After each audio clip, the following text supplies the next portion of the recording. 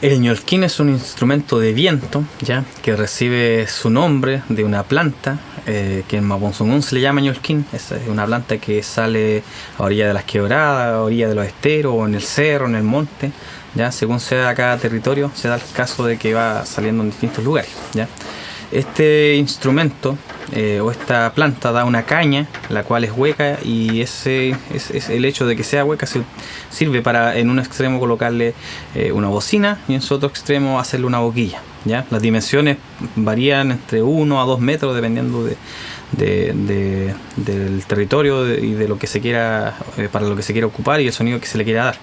Lamentablemente hoy en día en muchos territorios como en este, por temas de deforestación y también por el daño que producen realmente los animales vacunos al estar en contacto con estos espacios donde nace el ñolquín, se lo comen, entonces se ha ido perdiendo la planta en sí. Por eso es que hoy en día se están haciendo ñolquín, en mi caso particular, ñolquín de coligüe, similar a cómo se hace una chochuca, con un coligüe que se corta, se deja secar y cuando ya está huelán, ¿ya? Antes de estar completamente seco, se parte, se vacía y se vuelve a ensamblar, colocándole en cada extremo, como ya decíamos, tanto la bocina como la boquilla, ¿ya? También se conoce hoy en día instrumentos como ñolquín, también instrumentos que son hechos de materiales más contemporáneos, tanto de cobre, mangueras delgadas de cobre y mangueras también de bronce, ¿ya?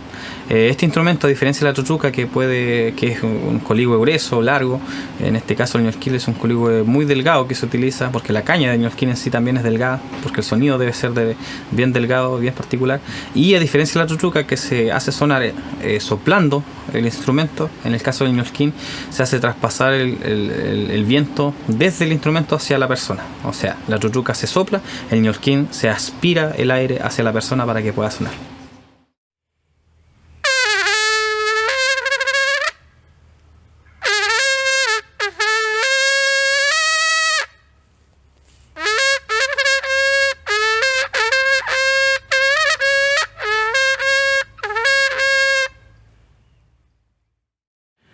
Ñolquín cay, ñolquín cay, ñolquín cay, ñolquín cay, ñolquín cay, ñolquín cay, dungul cay, dungul cay, dungul cay, dungul cay, ñolquín cay, ñolquín cay, ñolquín cay, ñolquín cay.